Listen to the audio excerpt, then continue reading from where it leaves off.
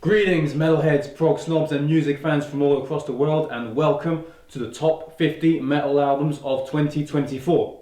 So, this is a one-off video what I'm doing here. Okay, I'm not a YouTuber, I'm none of that stuff. I'm really just doing this one last time, and then that is probably the last thing I'll be posting on this channel. I'm not gonna explain why. Let's just enjoy this final countdown. You've read the title, you know what you're getting into. Don't forget, this is my personal list, and the ranking is pretty rough. I literally just did it like 10 minutes ago. So please don't put any comments like, oh, why is this band at number 38 when this one is at number 36? Now, just enjoy the video, because it's going to go pretty quick, because this is literally just going to be a video of me talking. So I want to try and make it snappy, especially the last 30 albums or so. So here we go. We're going to go from number 50 all the way down to number 1, and we're starting off with Panzerfaust, The Sons of Perdition, Chapter 4, To Shadow Zion. This is a very dissonant, okay, not really dissonant, but a more cavernous and ominous kind of black metal release that's just really great for going into this like dark and decrepit atmosphere. It's an awesome album. Number 49 is Funeral with Gospel of Bones. The use of baritone vocals and classical instrumentation coupled with some very slow and dramatic doom metal have allowed this band to really take the listener into the romantic era, and it's just such a swell idea. Number 48 is Wolfheart with Draconian Darkness, a great continuation of the sound of their past album, bringing back some more orchestrations and some clean vocals here and there, even though this is very much a mellow death album. It's quite epic, quite energetic. They might need to reinvent it a little bit on the last album, but right now this sound is definitely working for them. Number 47 is Witherfall with Sounds of the Forgotten. Despite a few pacing problems, the songwriting here is once again very interesting, very unique, especially with the very singular vocals of Joseph Michael. And on top of that, we got some incredible compositions, especially on the heavier songs. I love this band sound, they're very interesting. Number 46, Suicidal Angels with Profane Prayer. This is a thrash metal album. It's not a genre I often talk about on this channel, but this one just hits you like a bullet. This year they have been one of the best of the genres, bringing together also some mellow death elements into the thrash metal in order to have a little bit more of a catchy kind of music. Number 45 is Crypt Sermon with the Stygian Rose. This is an epic doom album, again not a genre I often talk about, but Crypt Sermon are certainly one of the veterans in this day and age in that genre. And with the Stygian Rose, they once again cement themselves as a force to be reckoned with, bringing some fun songs along with a very dark and mysterious atmosphere. Number 44 is Dune with Void King, a great progressive sludge metal album that gently carries you into its flow as you let yourself be transported by the different soundscape this band proposes. I've seen them live, and they're a great live act, and they're great in the studio as well. They're very interesting and just something else that is different from the sludge metal we're used to hearing. Number 43, Monolith with Black Hole District. This doom metal crew have really tried to do something a little bit different with the genre. And what we have here is an album that you could easily listen to in your car or while sleeping, because it's very smooth and very atmospheric, almost spacey at times. It kind of feels like you're entering another dimension. And I really just like the way that it gently carries you into its atmosphere without, you know, crushing you like Funeral Doom usually would. Number 42 is Achilles with House of the Black Geminis. This is just complete insanity. This is the sound of complete hell. I don't know how else to describe this. This is the sound of your worst nightmare, and it's hilarious and awesome at the same time. Just how intense this is. Yeah, it's a weird one. I wouldn't listen to this every day, but now and then it's quite a fun experience to get into. Number 41 is Chapel of Disease with Echoes of Light. This is a weird album to describe because it's more like a hard rock album, but with a few harsh vocals in there, and also a lot of prog injected into the DNA. This is one also that's great to blast in your car because it's quite tranquil, but you could also listen to this while gazing at the stars during a summer evening, or you could just appreciate the really nice and fun catchy riffs that it offers all the way through. Number 40 is Orden Ogun with The Order of Fear. So the adventures of Alistair Vale continue in this band's crazy tales, and once again we have an album full of hooky songs with fantastic harmonies. Definitely some of the best material they've put out in a while, and one of the best power metal albums of the year in my opinion. It's a genre that I haven't really been listening to as much this year as last year, but Orden Ogun were definitely one of the bands that revived that genre for me this year. Number 39 is Doddsrit with Nocturnal Will. This is a black metal album that definitely walks off the beaten path by really letting the instrumentation breathe more so than other albums. But this is one where you will just kneel before its cold and icy soundscape, just like the character on the album cover, because this is what this album does to you. It makes you just want to surrender and just accept your dark fate. Number 38, Yoth Iria with Blazing Inferno. This is basically Greek black metal at its best. You know what to expect. You're going to have some fantastic riffs that are very melodic and very memorable, along with the diabolical atmosphere that usually comes with the black metal genre. But obviously the Greeks know how to pull things off, don't they? So if you were disappointed by Rotting Christ's latest release, this one will do a trick for you. Number 37 is Job for a Cowboy with Moon Healer. This is such an incredibly playful death metal album with loads of tricks and turns happening throughout the music, but it never feels disjointed. Everything seems very well locked in together. You have plenty of bass slapping, some crazy drumming, and just riffs going all over the place. It's brutal, and it's the fun kind of brutal music that I like. This band have come a long way, and it's great to see them that they have evolved to become one of the best progressive death metal bands of the moment. Number 36 is Awake in Providence with I Write to You, My Darling Decay. Deathcore is certainly not a genre that I'm that much into, but damn, this band have taken the Lorna Shore and Shadow of Intent direction and made it even better. Yes, they've basically dethroned both of those bands by having them that sounds even more dramatic and also adding some clean vocals, and not the whiny kind of clean vocals. No, the vocals here sound firm and they sound emotional. That's why I like this album so much. And clocking it at 1 hour, you'd think that it overstays its welcome, but it honestly doesn't. The tracks actually get increasingly better as the album progresses. You even have some very dramatic operatic vocals that come in now and then, and overall this is really just the sound of a descent into madness which is caused by loss and grief. 35 is Mother of Graves with the Periapt of Absence. This is a dark descent into the pitch black despair of what the doom metal genre usually is about. And Mother of Graves are certainly one of the names that have been the most mentioned this year, and with good reason, because the songwriting here is pristine, using very magnificent lead guitar riffs to charge on through, while the rest of the band carefully build the atmosphere around those leads that are the main vector of emotion, and of course the dark vocals. But the songs here run smoothly but are sure to make you feel something. 34 is Numenta with the Antimatter Fantasy. We have a great vocal performance here from a singer whose voice is just absolutely amazing. The fact that she can scream like the singer of Infected Rain and at the same time do these amazing clean vocals is just baffling to me. I love singers who are able to pull this sort of versatility.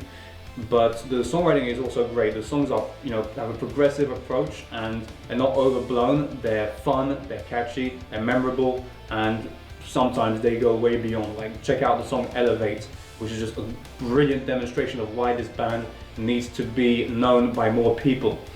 Number 33 is Slipped with Ilion. We have some stoner metal here for you guys, and it's the only one in this list. This was an early bird this year, probably the earliest one of this list.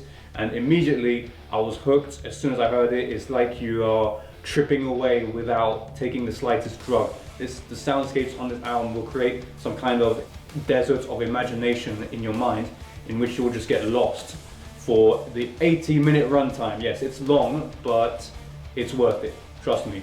Number 32 is Gaia with Coma. This album is going to make you slip into a coma. It's one that's incredibly intense and dark, but at the same time quite beautiful thanks to its almost dreamy leads, which is often the quality that I associate with black metal and atmospheric black metal. But these guys here have very modernized production and I think it fits their sound really well. I don't like black metal when the production is shit. This is the kind of production I like, when it creates a big, intense atmosphere. This is what I like to hear. This is my kind of jam. Gaia are not becoming one of the biggest names in that genre for nothing. It's because they are definitely bringing black metal into the modern world, and they are one of the main references for this kind of evolution, and with good reason. Number 31 is Ishan with his self-titled album. This time Ishan gave us a very cinematic approach, and I'm not using the term cinematic randomly here, because this is actually meant to sound like a mixture between progressive black metal and a very filmic score. Basically, the orchestrations are meant to sound like you're watching a film, and it's true that as you listen to the album, you can really imagine the scenery that's going on, and so it definitely provokes a lot of different feelings and a lot of mystery behind the music. And this has not really been done that many times before, so I really like, especially the second half of the album, where the tracks become really dramatic. Number 30 is Skamash with the Maldoror Chants Old Ocean. Skamash have once again reinvented their sound, creating an album that takes you into the depths of the ocean in a way that's intense but at the same time soothing. They use their intensity to sort of gently caress you through the waves as you descend into this pitch black universe, using also some different kinds of chants as well as the harsh vocals, and some clean female vocals, which definitely add different sensations and a feeling of tranquility. This is honestly what I feel when listening to this album. I feel at peace, and I really like the fact that they managed to pull this off with some musical elements that are often associated with darker music. Number 29 is The Foreshadowing with New Wave Order. Speaking of smooth but somber music, this band is exactly the kind of thing I'm talking about. The vocals are I think all the vocals are clean. This is all very smooth. It's a palate cleanser on this list because it uses the doom metal elements to sort of create more of a tenderness rather than a feeling of despair. Yes, it's somber music, but it's very emotional, and it's very gentle as well, if that's the kind of thing you want. So it's once again one that's quite comforting, in the sense that this band know how to play with different feelings and make you feel at home within their sound. Number 28 is Caligula with Bastion. This album, I heard it 2 days ago, so it's kind of a last minute entry on this list. And what I can say is that it's a dreamtide. It's one that's going to make you shoot straight into the cosmos, thanks to its very sensational dreamscapes that are just going to take you on a dreamtide. You have a good mix, you have a good use of clean vocals, very reminiscent of Enshine, I would say. If you like Enshine, definitely check this album out. This is actually a one-man project, and the guy knows what he's doing. If you like bands like Enshine, Mizarkin, Midnight Odyssey, all the spacey stuff, Caligula is made for you, and it's your early Christmas present. Number 27 is Inter Arma with New Heaven. This album is weird. This starts off as just like a load of complete craziness. Like when this album kicks off, it sounds like you're just being swept into a black hole.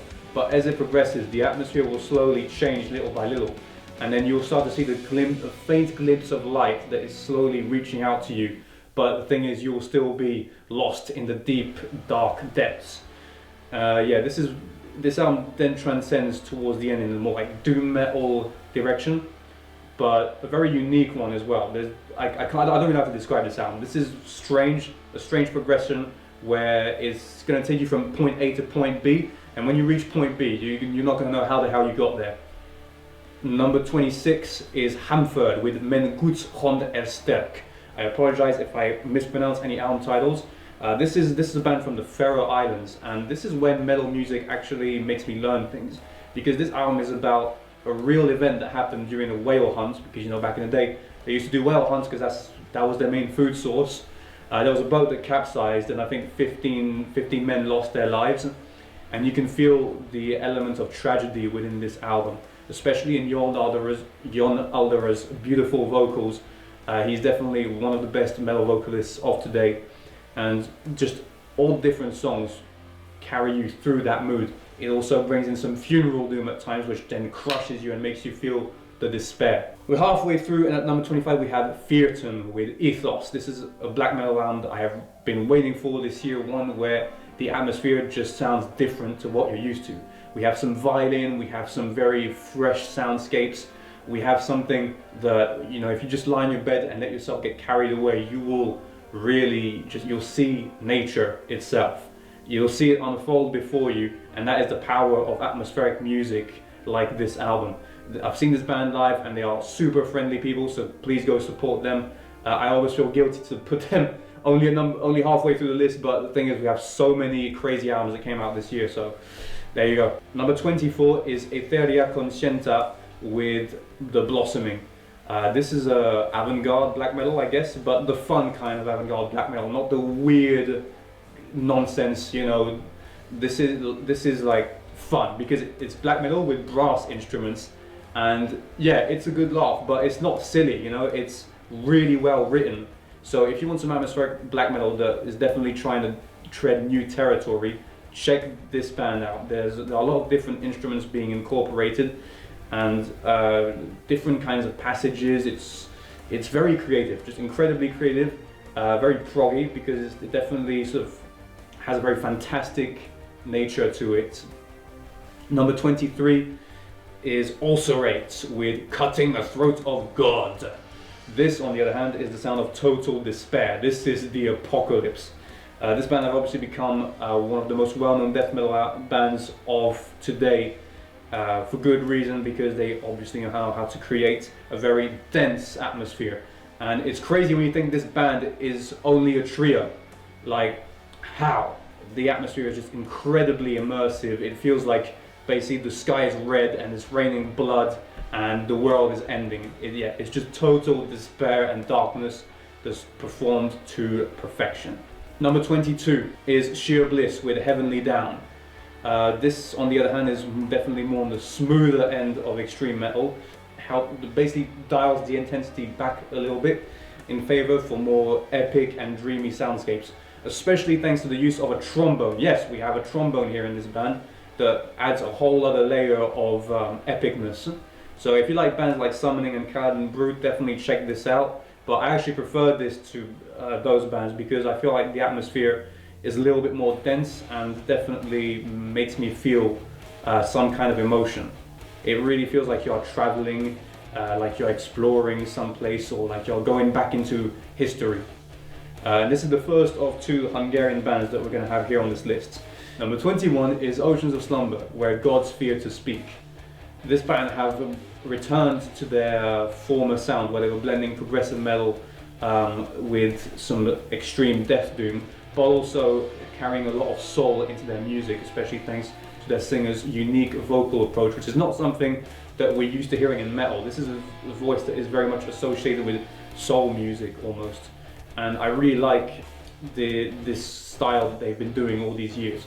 I wouldn't say this is on the same level as The Banished Heart and Winter, but it's definitely a great return to form that shows once again why this band are so special, because they do whatever they want. They don't care if it sounds weird. They really experiment and manage to create something beautiful from this hybrid sound that they have in their album. There's an album that says crushing as it is moving, and this is now what is going to happen in this video. We now get into the albums that are moving and become an emotional experience. And now the top 20. Number 20 is Officium Triste with Hortus Venenum.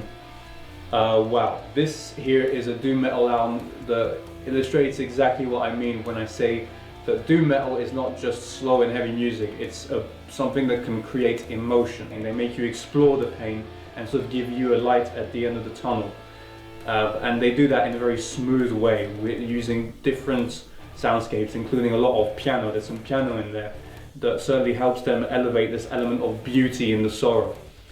This album brought me to the tears, as if they didn't already do that with their last album. Yeah, they're one of the best doom metal bands of today, I think, so definitely give them a shot if you like slow and somber music, once again. Number 19 is Hail Spirit Noir with Fossil Gardens. This is this is art. This is music. This is where music becomes art, because it's such a weird mixture of styles, mixing black metal with progressive metal with new wave stuff at some point. I can't even describe what this band actually is. They basically just do whatever they want, and this is their most accomplished work yet. It's like you're walking through a museum with just full of esoteric artifacts that have been here since the dawn of time, and you're trying to work your way through what all these different things mean. It makes you wonder what exactly I'm listening to and where it is I'm going. Number 18 is PR Mata with Under the Shadow of a Foreign Sun. This is a Brazilian duo who have managed to pull off a sort of Opeth worship, I guess, but also injecting their own sound. I especially love the vocals in here. Both the harsh and the clean vocals are very well performed, especially the cleans. Like, wow, this guy's voice is really crystal smooth. But on top of that, we also have just some really interesting melodies and a nice progression throughout the album. This is a band that not many people knew about, and they just came out of nowhere and surprised us all with this album. And there's also a sort of cultural value to this music, especially once you hit the last track, which I think is actually a traditional song. I'm not sure, can someone please confirm that? But you definitely hear some traditional elements in the songwriting of this album. Speaking of traditional, get a load of this next one. Cata FAL, the title in English, I think it translates to Beautiful Dreams Come Next. So yeah, you get it. This is the second of 2 Hungarian albums on this list. It's a project that has been pulling out a lot of albums lately, but this I think is the best one. This is finally the album that is making me fall in love with this project, because it is just so incredibly diverse. There's a big list of guest musicians, and altogether they have really created not only an entertaining metal album, but something that is a gateway into a culture, basically. And you'll hear different singers, different instruments, just every song is completely different. I cannot possibly describe the amount of different styles that have been included in this album. Number 16, we actually have a tie here. On one hand we have Necrophobic with In the Twilight Grey and Inaphelion with Reaper Dawn. So when it comes to black metal, these are among the best. They know how to create riffs that are catchy, that are fun, that are energetic, and every single song in both of these albums is smashing. This is smashing black metal music that's going to make you want to, march straight into the depths of hell and challenge Beelzebub himself or whatever demons you want. This is really just hype music to bang your head to. The riffs are amazing, the melodies, and of course it's diabolical as hell. So you got all the right boxes ticked. Just check either of those 2 albums or both. They're absolutely kick-ass. Number 15 is Veil of Nath, Beyond the Worlds of Life and Death. So this band, I've come a long way, because I thought they were pretty good to begin with, but this album cemented them as one of the leading tech death acts of today, because the sound in here is absolutely grandiose. You really are going to stand between the worlds of life and death, on the threshold of, the netherworld or whatever the hell you want to call it. The instrumentation is just insane and really nicely composed, so that it's pummeling, it's heavy, but it's also one that makes you transcend into the ethereal. Number 14 is Silhouette, Les Dires de l'Âme. We have some French black metal with us here, and what I particularly love about this album is, well, first of all, the soundscapes are amazing, because atmospheric black metal, you have to have some great soundscapes, and they absolutely nailed here on this one. But also the dualistic vocal style is an extra flavor on the cake that just brings it up to this next level of awesomeness. You have on one hand some very desperate and mournful male vocals, and on the other hand some very smooth and sensational female vocals. You mix the 2 of them together and you get yourself a journey into one's own introspection. Just look at the album cover. It's like the soul is leaving the body, but floating away into the ethereal, into the dreamy landscapes of beyond. Number 13 is Ancients with Beyond the Reach of the Sun. This band I would describe as being almost a mixture between Enslaved and Mastodon, which I hope sounds awesome to you, because let me tell you, it is bloody awesome. What I love about this band is how they managed to blend progressive songwriting, ethereal soundscapes, and package that into a unique style with also some incredible vocal performances, incredible musical performances, which don't try to go overboard. Everything in here runs smoothly and it's done in a very humble way. Number 12 is 7 Spires with A Fortress Called Home. This band is one of the peak power metal acts of this year for me. This is, I'd say, very much tending towards a fantastic atmosphere, even though the lyrics and the music itself express emotions that are very real, I think, not only for the band members but also for the people listening. but this is definitely one that's going to take you through different emotions, both extremely merry and at the same time Adrian Cohen's vocals are just way out there, both on the harsh side and the clean vocals. The rest of the band perform really well with plenty of catchy melodies, some very dynamic drumming, but also the orchestrations, which are actually composed by Adrienne herself, just fit in nicely with the rest of the music. It makes you feel something. That's what metal's supposed to do. It's supposed to make you travel into other worlds. Number 11 is Flesh God Apocalypse with Opera. Flesh God Apocalypse finally created the album where the orchestra and the technical death metal become one. This is composed like classical music, except it's extreme metal. And it's possibly one of the heaviest albums we have on this list because the atmosphere is just, it's crushing. It turns it into a behemoth of an album. When you listen to it, it swarms you and you just feel speechless. And I love the fact they used the female vocalist a lot more on this record, especially on that last track where she really comes into light. This is where brutality becomes something beautiful. They've been slowly paving their way towards this destination, and I think with Opera they finally reached the destination. This is their most accomplished work yet, and I'll hopefully be seeing this band earlier next year. We finally made it into the top 10. These are the kind of albums where I feel privileged to be a metal fan, because people who don't listen to metal cannot have the pleasure of discovering albums like these. So here we go, number 10 is Caligula's Horse with Charcoal Grace. Caligula's Horse not only have created one of their own best albums, but they have created one of the best progressive metal albums of the year, because the songwriting here is, they've just taken the next level. There's obviously a lot of frustration left from the COVID era and all that, because the last album came out smack down in 2020, so that must have been pretty shit for them. And yet you can feel this is one of their most intense albums to date.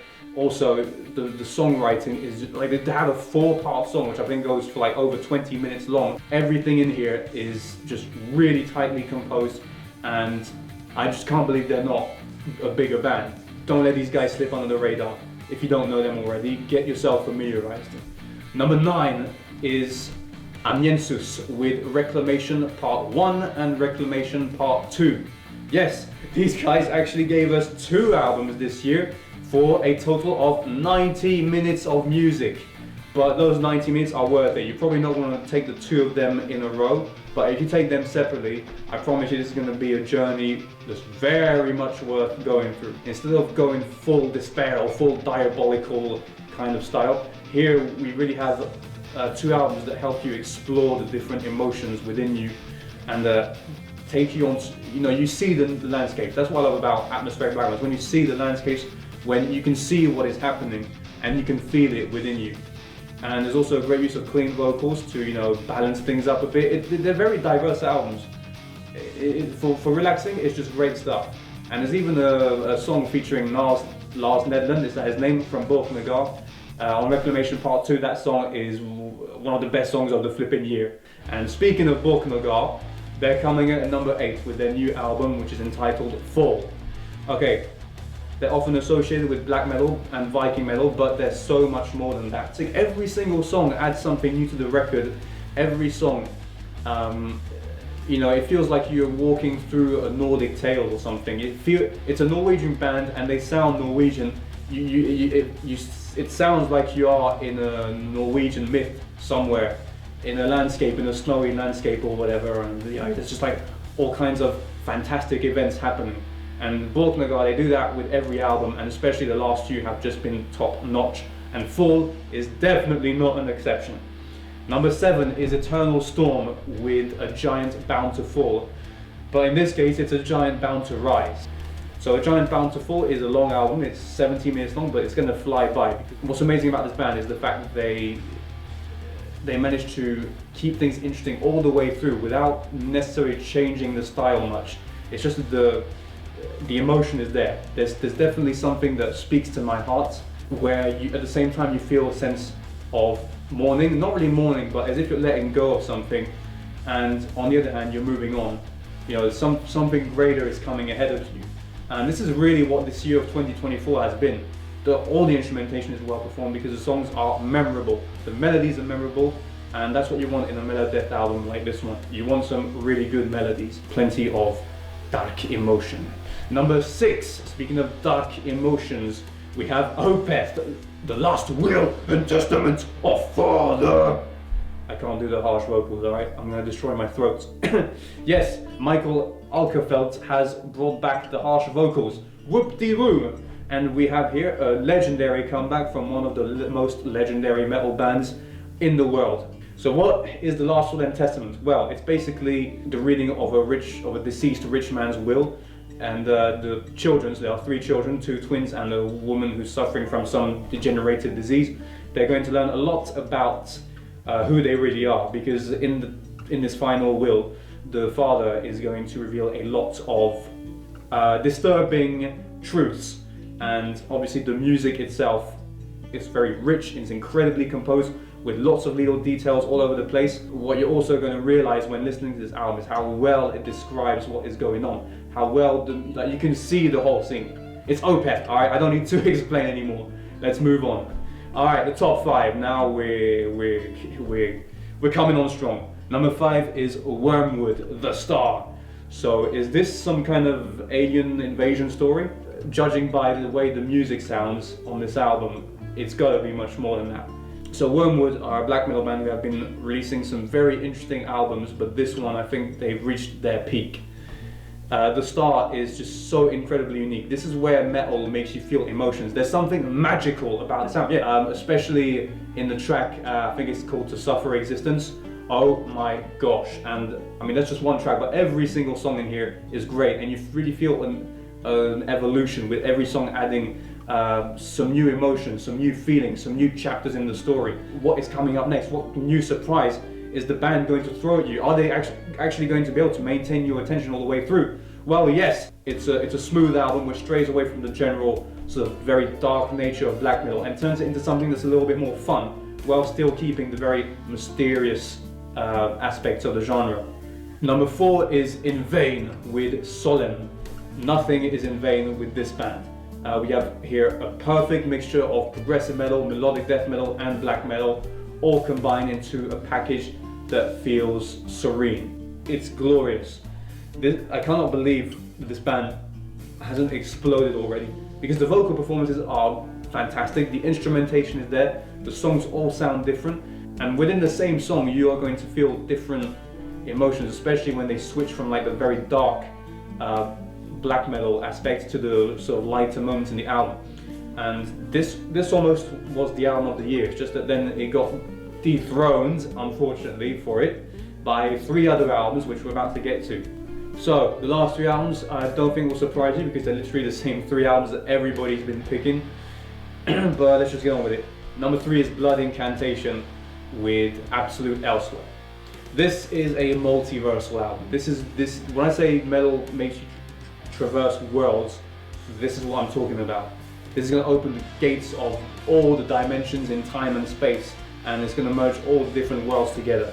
If you're watching this video, you've obviously heard this album, right? This has basically defied all the boundaries. Every single boundary has been broken with this album, and this could have easily messed up, but this is carefully brought together from start to finish so that every single movement feels like it's a continuation of the previous one. Not to mention, this album is basically 2 extremely long songs, 2 20-minute jobs. Wow, bam, in your face. Blood Incantation, they just came out with this stuff and created a tsunami. 2 is obviously, you knew this one was coming, Winter Sun, Time 2. 12 years we've been waiting for this, but Yari has finally put the masterpiece together. And yes, the most hyped metal album of all time actually lives up to the hype. Well, in my opinion anyways. And yet, it's not number 1. It was definitely going to be, but something just came in front of it. But who cares, man? Time 2 is musical perfection. You can hear why Yari spent so much time on it. I mean, I don't know how much time he spent in the sauna and how much time he spent actually, writing the music, but I think honestly the waiting is justified, because this album is composed to the slightest detail. Every single note is thought through precisely. When you hear this album, you have to hear it loads and loads of times. You really have to take the time to digest it because it's just full of different details and you're going to pick up on different things with every subsequent listen. And man, it's beautiful. When I heard this, I cried because I was like, I can't believe this exists. I can't believe we finally have it. We can finally behold this treasure of an album. But there was one more album that really linked me in an emotional way and perhaps slightly more than Time 2. And here it is. My album of the year 2024 is Jotun Kinship. So why is this number one? It's because of the emotion. I mean, Time 2 is obviously a more bloated album. Time 2 is massive. There's just huge soundscapes all over the place. But Jotun is perhaps the only album that managed to level up to that. It's probably the only one that just made me feel a little something more somehow. And that's why it's number one. From the moment it starts, you enter with a 13-minute track, which is just bonkers. By the way, you recognize Honourable, who was the same singer in Hamford that I mentioned earlier on in this list. So yeah, first of all, you have one of the best vocalists in metal of today, who is capable of nailing both the harsh and the clean vocals. And it's not just a matter of being able to sing, it's also a matter of being able to make the listener feel the emotion. There's something happening in this album that just speaks to me. There were times this year where I felt confused, where I felt angry, where I felt sad, where I couldn't understand what was going on. And when I stick this album on, all the problems seem to vanish. I mean, their last album was already perfection, and they managed to actually outdo a perfect album, which is an impossible thing to achieve, really, when you think about it. So they have basically achieved the impossible. Every single song in here is, at the same time, beautiful, it's adventurous, it's catchy, it's music that is meant to make you traverse your inner feelings. It makes you see something beautiful, it makes you feel like nothing is going to stop you. There are not many albums that can do that. Just these last two that I've mentioned on this list. I do have a few honourable mentions. Basically I have a list full of progressive metal albums that I didn't know where to put them on this list, so I'm just going to give them here. So we have Turbulence with Binary Dream. It's not as good as Frontal, but still the music is focused. It's very creative, especially with the use of synths to really propulse you into that sort of like tech sci-fi vibe. Once you reach the ending, it's totally worth it, especially since this album ends with probably what we could say is the best guitar solo of the year. And they've taken some serious risks with this album, but I don't think the risks have been in vain. I think they're onto something special. And then we have Teramaze with Eli, Fall from Grace. Great return from vocalist Nathan Peachy. This is their best album since 2016's Her Halo, because also the songwriting is great. It's got a progressive approach. The songs are not predictable. Speaking of great vocal performances, we have a Chilean female-fronted band, the first of two on this list, Delta, Gemini. This band have obviously had a big change in their sound since the arrival of this new vocalist. They've definitely become confident, and we have here an album that's very well produced, very well played, with songs that are fun. Yes, they make progressive metal fun while still keeping, the crazy technical trends of the genre. And so our second female-fronted Chilean band with amazing vocals is Chrysalida with Niños Dioses. The vocalist in this band has been doing this for a long time, and the experience certainly pays off because she still sounds crystal clear. And I spoke about emotion, and we have plenty of emotional vocal performances evoked here in this video, and Chrysalida is definitely up there with those kinds of bands. We then have Sunbursts with Manifesto. Again, amazing vocals, but also great compositions. All of the songs can tend to sound a bit similar. After a couple listens, you really start to hear the individuality of each song. And I know everybody said this already, but there's definitely a Roy Khan aspect in this guy's voice. So I think fans of Conception and the Roy Khan era Camelot are definitely going to latch on to this album and this band in general, because I definitely recommend you check out their first album as well. We also have Van den Plas that I didn't mention yet. This is a band that have been doing this for ages. It's still the same sound, but a lot more refined here on this album with long songs. I'll kid you not, the songs are quite long, but also quite intriguing. And finally, the last one I wanted to mention is Paralydium, the new album Universe Calls. There's a new singer in here, you know, the softer kind of progressive metal obviously, but the songs are, you know, it's, the thing about prog is it has this little comforting value to it. You know, this is an adventurous album, but it's also quite mellow and smooth in its delivery, where you can really just chill out with it anytime really. And to finish off, I'm just going to present my favorite progressive rock albums of the year. I'm not going to go through all of them, but there were three big highlights for me. There was Le Soir with the album Push Back the Horizon, if you're a fan of Riverside or Porcupine Tree, but with like a woman singing. The songwriting here is great, it's fun, it's joyful, and also they've added the 20-minute monster Babel at the end, which was previously released as an EP. I thought that was a great way to end the album. So yeah, this Dutch band, I'm definitely a big fan of them and have been ever since I saw them open for Riverside last year. Saw them again this year, and yeah, it's beautiful stuff. Another beautiful album is Magia with Hollingsworth Mansion. It's a rock opera basically, so you can have plenty of different vocalists, and it's just great for, you know, getting yourself immersed into the story, and you can really sort of imagine what is happening, all the different scenes, and I just think it was really well performed. What is cool is that despite its theatrical nature, each individual song remains very catchy and hooky on its own, although you definitely want to listen to it as one big package. So props to Magoria for the hard work they put into this. Not to mention the musicians include members from Ex Libris and Night Area, which are two fantastic progressive bands. And finally, my progressive rock album of the year is Melting Clock Altrove. So this is an Italian band that sings in Italian, and even without understanding the lyrics, I don't need to understand them because the music speaks for itself. Everything in here it's a perfect album.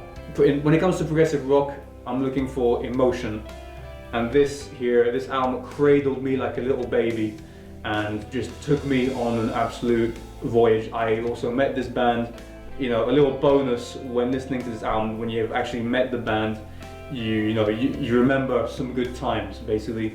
So yeah, this album is an ode to the brightest moments for me, and definitely something that carries you elsewhere. Altrove means elsewhere, and that's exactly where this album is going to take you.